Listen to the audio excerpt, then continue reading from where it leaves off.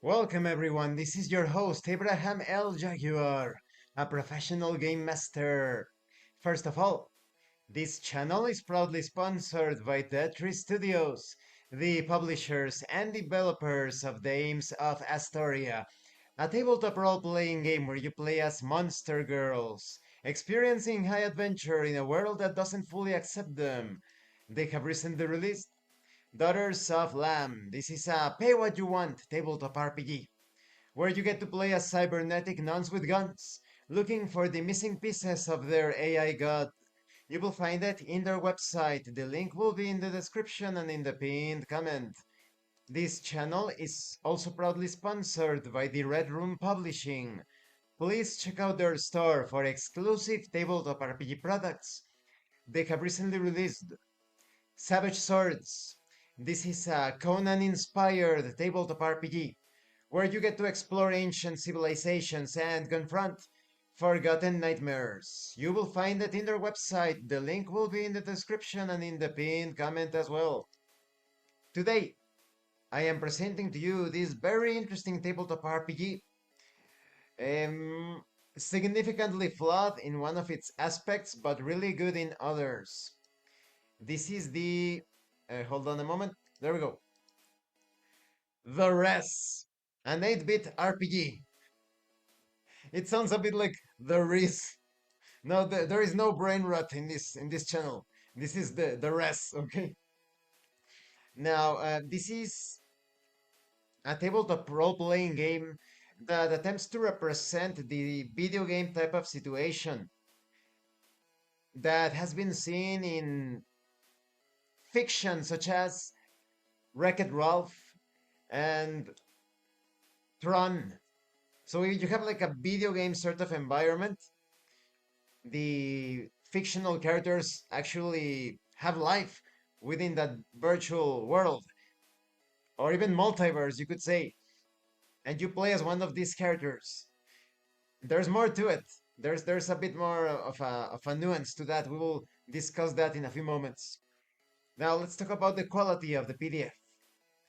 The quality is really good. Everything is well written, organized, and explained, although there is some ambiguity concerning some of the rules. A few of the rules feel a bit like suggestions, like the author just tosses that in there and like, hey, you can have this in the game, but he doesn't elaborate. So some of the rules, the core is solid, but some of the areas along the edges of the rules are a bit too wonky. The graphic design is perfect. It's retro 8-bit video game Tron sort of aesthetics. The illustrations are also great. They look like those old video games. So overall, the quality is good, apart from what I mentioned. Now, the document is 19 pages long, but it doesn't have bookmarks, no hyperlinks. So because it is quite short, perhaps it won't be a major obstacle. Just consider that when it comes to getting to where you want to go in the document. Now, let's talk about the contents. So what is exactly the story here? You're role-playing as a non-player character in a video game. You know, the typical tavern keepers, potion sellers, like the meme. You're the shopkeeper. You're the typical NPC that is just there. Maybe you're just standing there providing exposition. But for whatever reason, you are suddenly transformed into a video game hero. And they don't elaborate too much here. The author doesn't go too much into details. That's one of the things that I was telling you about. Your avatar is denominated as a D6 TB3 avatar. This means that your value is a D6, a six-sided die, instead of what you were before, an NPC with a D4 TB2. Now, what is TB3 or TB2? They are thresholds for various tests. Sorry, we will get into that in a few moments. So now you are one of the protagonists of video games, and you find yourself engaged in various missions in order to obtain Rezz. You can get experience and coins, but Rezz is what this game is about. The rest could be considered a bit like the force. It's the key. It's the universal energy that permeates everything. So the rest is like the building block of the world. And thanks to it, you can become more powerful and more resourceful. But they don't elaborate further. You don't know exactly who gave you those powers. If there is a major threat, you only have like this, so they leave it quite open. Now, thematically, the rest is inspired by that is the game, by Tron, or even the experiences that any cyberpunk type of tabletop RPG could present. Everything is seen as retro 80s, 8-bit Chrome, and perhaps there is synthwave music in the background. Apart from that, like I said, they don't go into details. That is a bit disappointing. Now, concerning character creation, it is very simple. You have four attributes. They are pretty self-explanatory. Acuity, which has to do with sharpness of thought, willpower. Agility, which is the dexterity. Strength is about muscle power, stamina. Energy is a pool which stores a resource to expend in the form of combo moves and or power moves. And this is something that I really enjoy from this game. You distribute a number of points among these stats, except energy. Now you have your die type of d6, 3 health and 3 lives. If you lose all of your health, you lose 1 life. Your avatar at the start will need something to wear. This is considered your species slash character class. Take a look at them, let me show you. You have things such as the adventurer, the brute, the creature, the cyborg, the driver, rider, fighter, ghost. All of them have various specializations, and there are more. For example, the adventurer, you have a bonus when dealing with hazards. You're very good at making checks against hazards. In the case of the driver or rider, you start with a vehicle. In the case of the cyborg, when you find the tech, you can use high tech. There are some devices that cannot be employed by the other characters, and you can convert any power up into 1 energy. But like all of that is pretty clear. But there are some very specific things that again should be polished. I don't know if polish is the right word to do it. It feels a bit incomplete. In the case, for example, the mage, right? You have a bonus when you carry out task rolls in dungeon crawl screens. Dungeon crawl screens are like scenes in other tabletop RPGs. But what is a dungeon, right? A dungeon crawl. What exactly is a dungeon crawl? Does this mean that every underground place is considered a dungeon? They won't elaborate on that. Then you have, let me show you this image.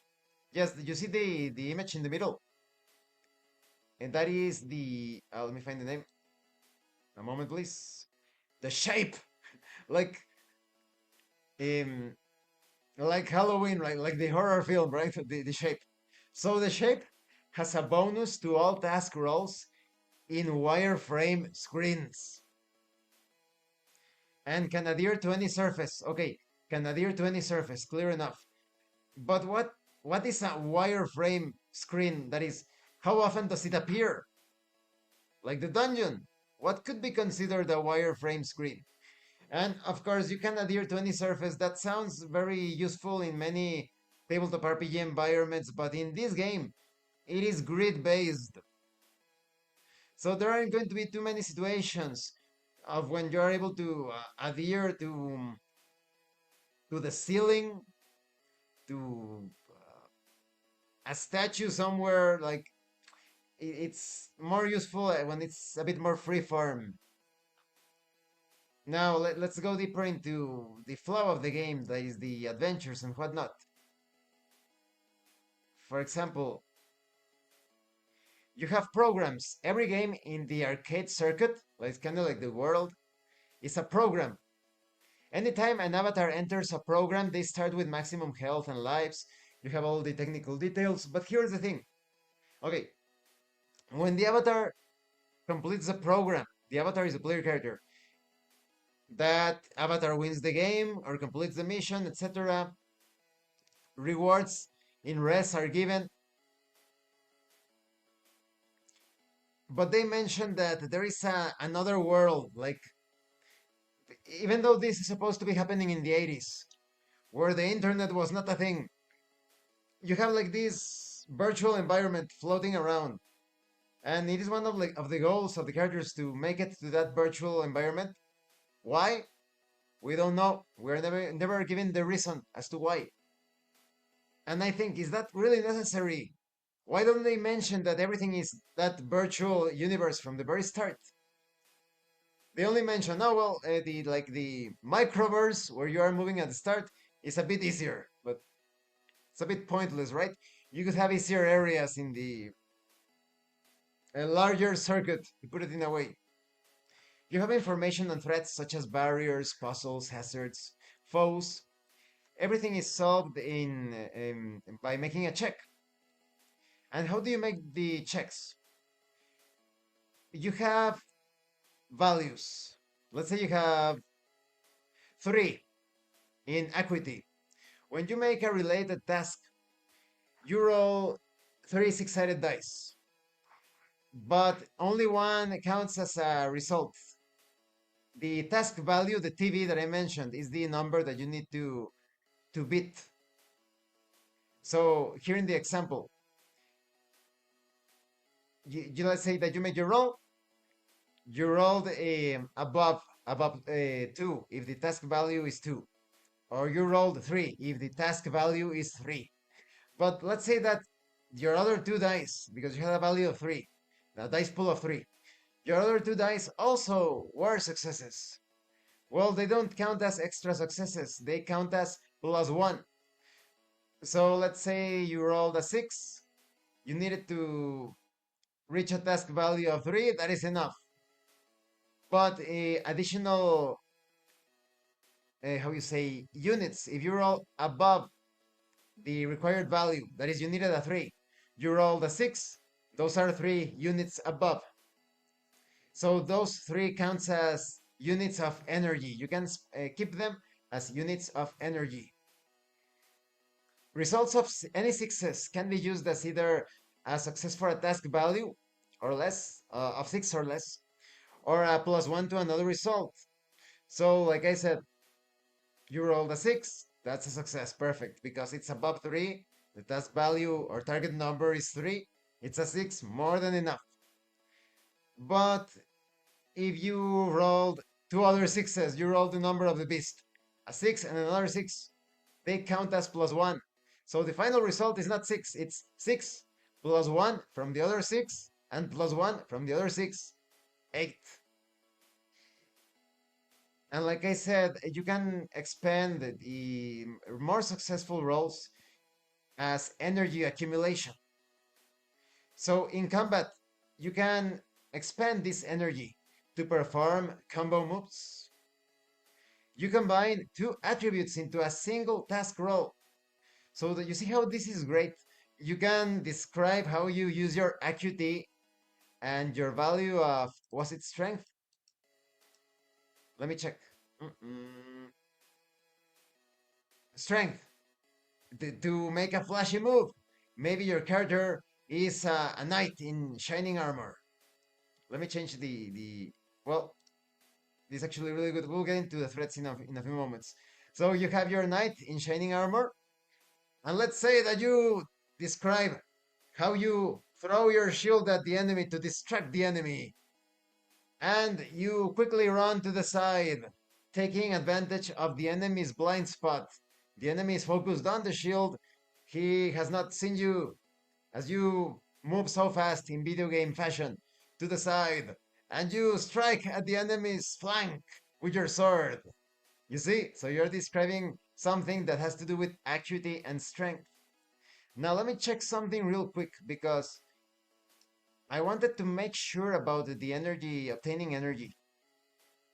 Mm-mm. Well, before we get to that, I would also like to describe to you the order of operations when the encounter begins. You carry out a movement, combat, and resolution. The avatar with the highest acuity goes first. Typical initiative. Avatar may move its agility in grids, so squares, and perform one action. An action could be attacking, swapping weapons or other tech, swapping sprites, casting spells, etc. Active dodge. You can also choose to run, that is double move. And after combat actions have been performed, play returns to the avatar with the highest acuity for any secondary or tertiary actions. More frequently, a boss will have additional actions to resolve. So once a side takes all of its actions, the other one goes. Let's go to the foes. The foes are very simple here. You only have a few attributes. You have the TV or task value, the number that you need to roll above to hit that boss. For example, basic skeleton. You only need, let's say, 3 or more. You roll a 3 or more, perfect. But what if you're fighting a boss type of enemy that needs a 6 or more? You only have a value of 6, right? You better hit that 6. What if there is a boss, an upgraded boss of task value 7 or even 8? That is impossible? Well, not necessarily because, like I said, if you have more dice, you can obtain successes from those extra dice, and they will add as plus ones. So if the boss is 7 and you roll a 6 and another 6, then that other 6 counts as a plus 1.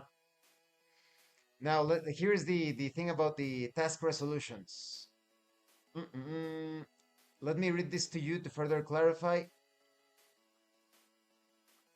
Here goes. A simple threat might have a task value of 2 to 4. A moderately or strong or complex threat could have a task value of 5 or 8. Adding armor, locks, or other security when it comes to task checks or task resolutions, rather checks, typical checks, they add plus 1 or plus 3 to the threat. Even adding weapons or other tech also raises this threat value. And even your characters, your player characters, also have threat values. A bit like armor class. Tools such as keys can also assist you in these checks. Now, when it comes to tasks, like I said, the player rolls the character's attribute rating dice versus the task value of the task being attempted. So, jumping over a shallow pit, it might have a task value of 2. The player would roll the agility rating of the character in d6s, and every result of 2 or more is a success. Each success beyond the first can be applied as extra damage in the case of combat, gifted to a player character. That is, you can actually, if you make the roll, you don't need those extra successes. You can give them to a fellow character. But here there is this ambiguity. Like I said, this needs clarification. Each success beyond the first can be applied as extra damage, okay. But here it is explained that the success can be gifted to a fellow character, okay. But someone could interpret it as gifted extra damage. Maybe you could be flexible. Maybe you could give it or gift it as extra damage or extra successes. This could also be banked in the character's energy pool. A result of 1 is always a failure. A result of 6 is always a critical hit or success. They cancel each other. If you roll a 1 and a 6, they cancel each other. And that's pretty much it when it comes to task resolution. And you gain Rezz depending on the task value. The rest could be considered experience points. So combat is handled like that.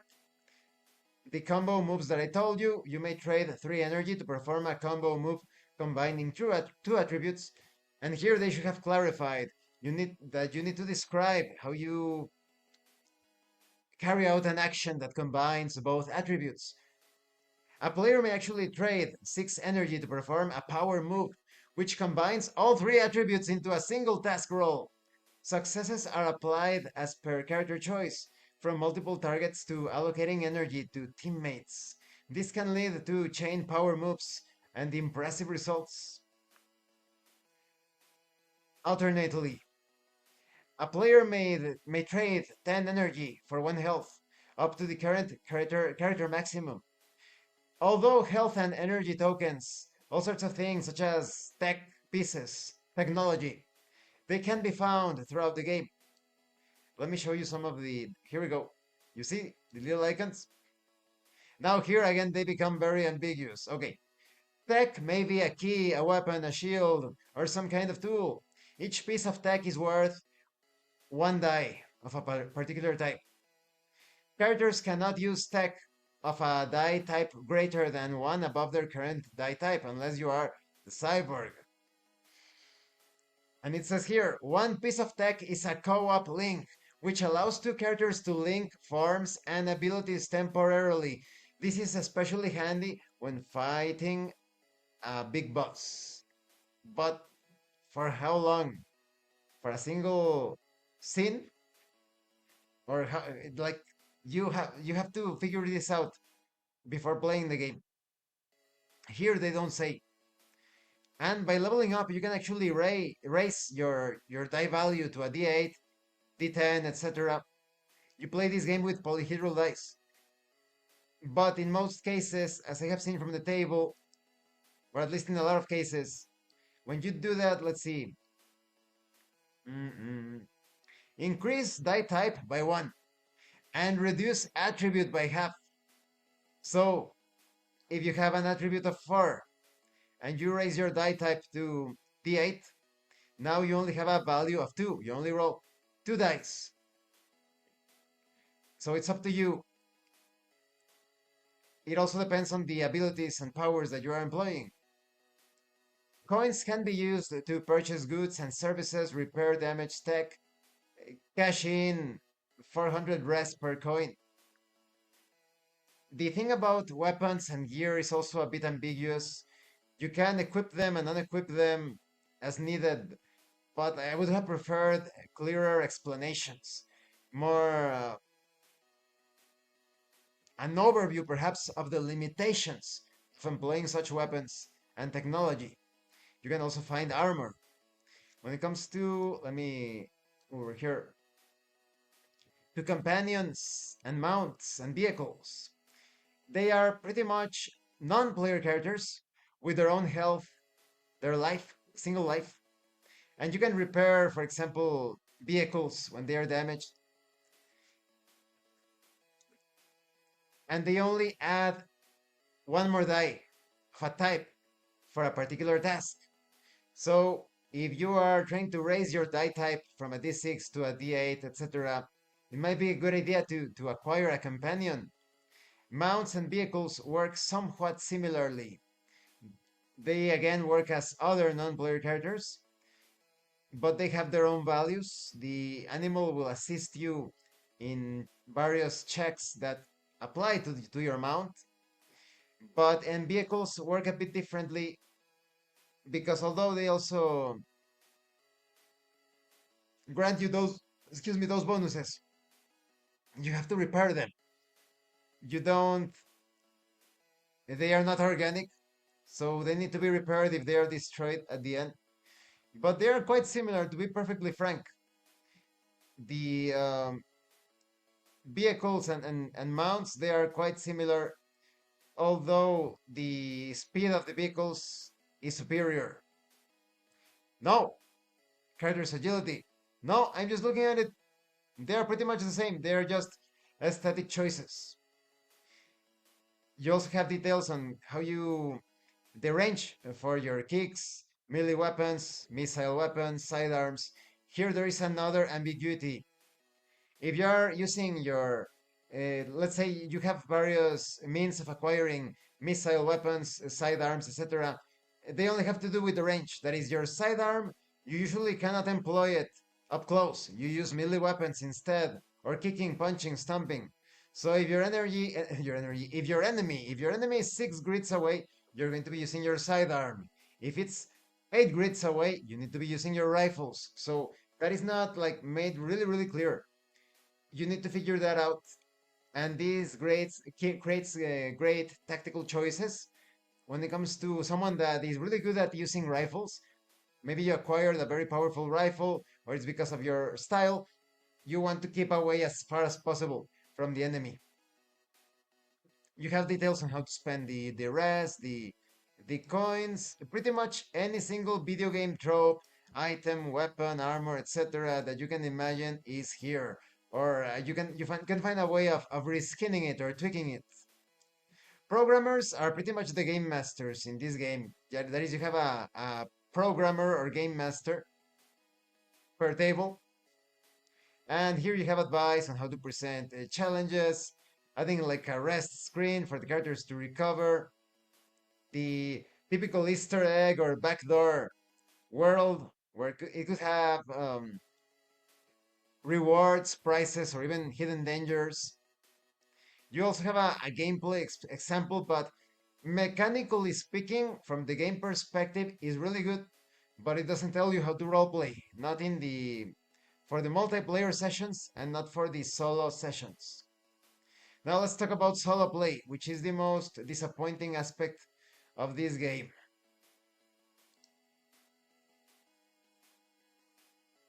You could, in theory, say that this game is also playable as a co-op experience, but the solo rules they just tell you, oh well, just play the game and don't cheat yourself. No, no, no, no, no, no, no. That's no good. The only tools included are a threat table, a foe table, and a special table. Very small tables, only these six results. Very small tables. Threat is puzzle, hazards, barriers, and if you roll a foe. If you roll a foe, then it's you roll on the foe table. If you roll a special result, you roll on the special table. This is like, oh, you found coins. You found one life. You found the secret door, secret level. Okay, that is fine. But the included map with this game, which is supposed to be solo friendly, is just like your typical RPG map. It looks good, but it's for solo play, and you're spoiling everything, right? And someone that wants to play this solo is going to have no idea how to do it. Like, how do I set up the starting scenario as if a game master was presenting the situation to me? How do I determine which non-player characters are at the start of the scenario? What is the environment? What are the levels? Is it like a Castlevania level? Is it like a Mega Man level? Is it like a Mario Bros level? And what about the wire things? What are the wires? Where's the table that determines where there is a section with wire frames so that some of the classes, or rather that class of the shape, can take advantage of its bonuses in wire environments or in like grid environments, right? Like wireframe. It's too lackluster. This is the worst set of solo rules that I have ever seen.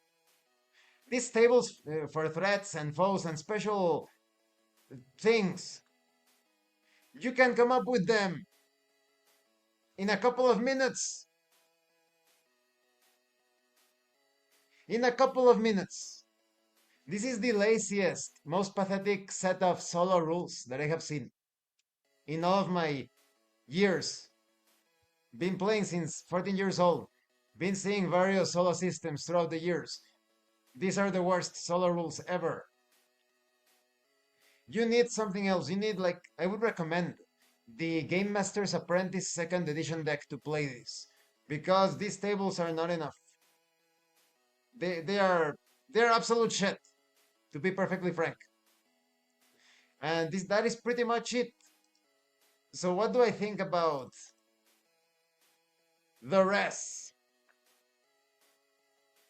Don't purchase it for the solo rules or for the co-op play. This system has so many great things to it.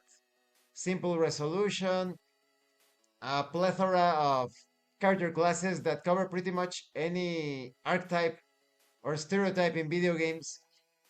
You have your items, your level up system, your energy, your power, task resolution. Everything is there. This is a good tabletop RPG, very affordable. $3 at the time of this review. $3.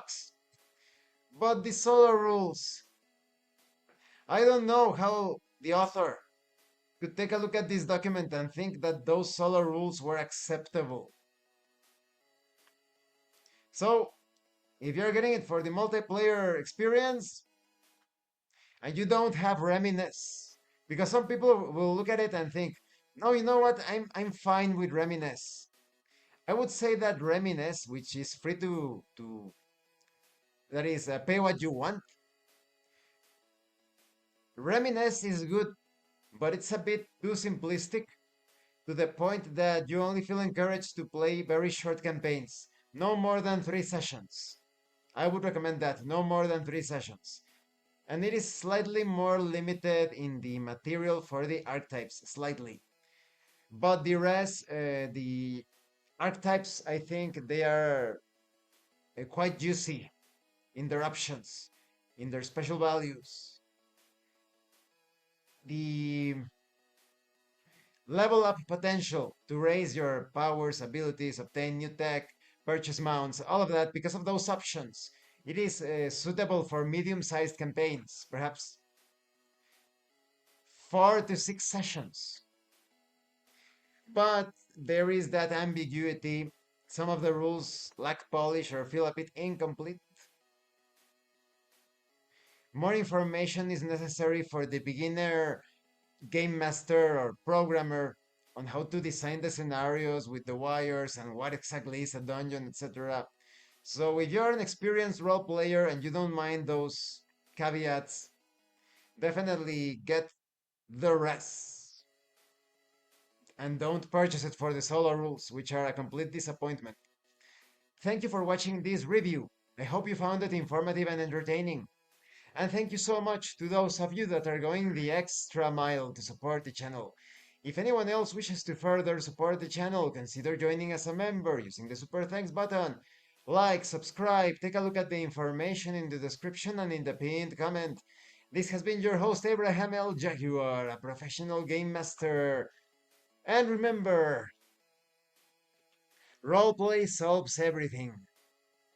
Once again, thank you and see you later.